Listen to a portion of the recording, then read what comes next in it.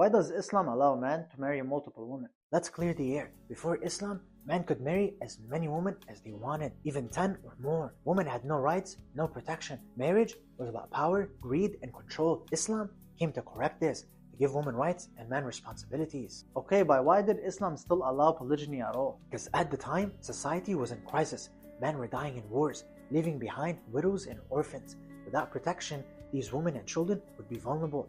Polygyny was allowed as a social responsibility, not a privilege. So when exactly is it allowed? When there's a clear social need, protecting widows, orphans, and balancing the community, and only when the man can guarantee justice and fairness, financially, emotionally, and spiritually. What if a wife keeps saying she's not in the mood or tired? Does that mean her husband can just marry another woman? Yes, because it's her religious duty to satisfy his needs. If she refuses, she's violating his rights. It's not about being in the mood. She can satisfy him in other ways, but if she consistently refuses without valid reason, Islam permits him to seek another marriage. And when is it not allowed? When justice isn't possible, when financial ability is lacking, when the intention is lust, control, or selfishness, when it's done secretly or deceitfully, and especially when the first wife is fulfilling her rights and a second marriage would harm her emotionally or spiritually. If you fear you cannot be just, then marry only one. So it's not encouraged, just permitted with strict rules. Exactly. Islam restricts polygyny to protect women and preserve justice. It's not a playground for men.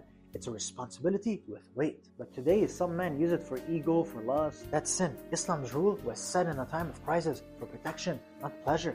If a man's first wife is healthy and fulfilling her rights and he's seeking novelty or control, he's not following Islam. He's violating it. You will never be able to be completely just between wives, even if you try your best. Polygyny is permissible under strict conditions of justice and social need.